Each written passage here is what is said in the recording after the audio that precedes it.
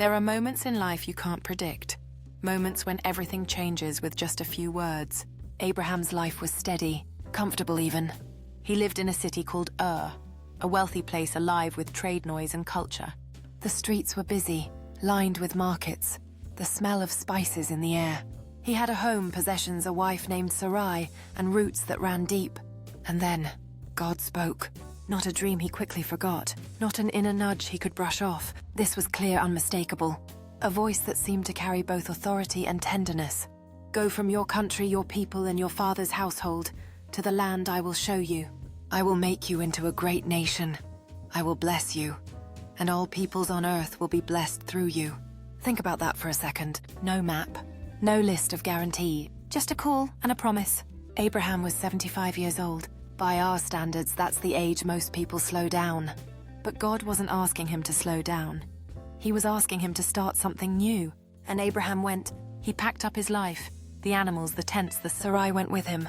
His nephew Lot, too. They left the familiarity of the city for the uncertainty of open land.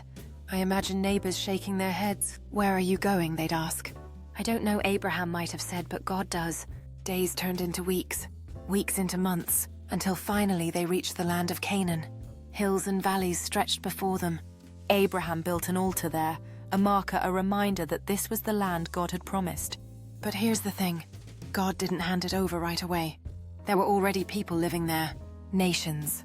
Fortresses. This wasn't an empty gift box. It was a promise that would take time to see fulfilled. And so Abraham kept moving, trusting, waiting.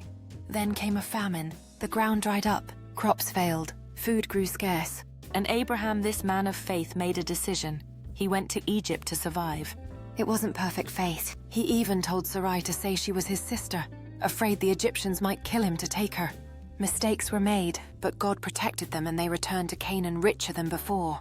It's a reminder that faith isn't about flawless performance.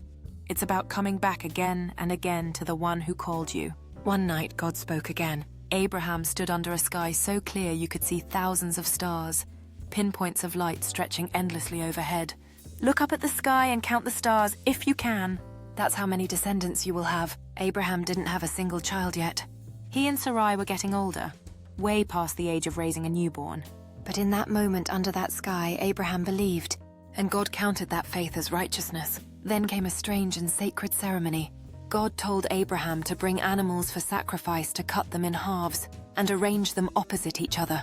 It sounds foreign to us, but in those days this was how covenants, unbreakable agreements, were made. As the sun set, a deep darkness fell. Abraham felt a dread, a holy weight in the air, and then he saw it. A smoking firepot and a blazing torch passing between the pieces.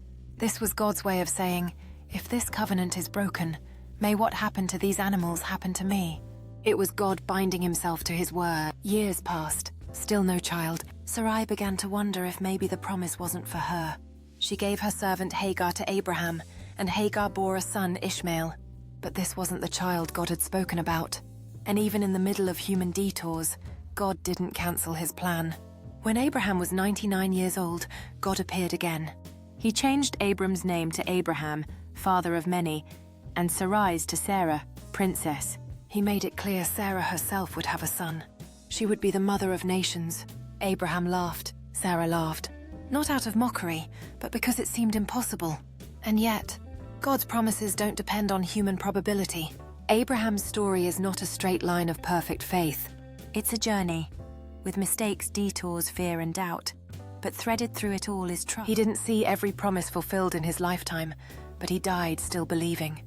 And generations later, the ultimate blessing God spoke about came true. Through Jesus, all nations on earth were blessed. Maybe that's the takeaway for us. You don't have to know the whole map to take the first step. You don't have to be perfect to walk with God. You just have to keep going in the direction He calls you, trusting that His promises are worth the wait. With each step taken in faith, even uncertainty can lead to beautiful destinations. Trusting in the unseen, the heart learns to embrace the journey ahead, knowing that every promise is a seed planted in time.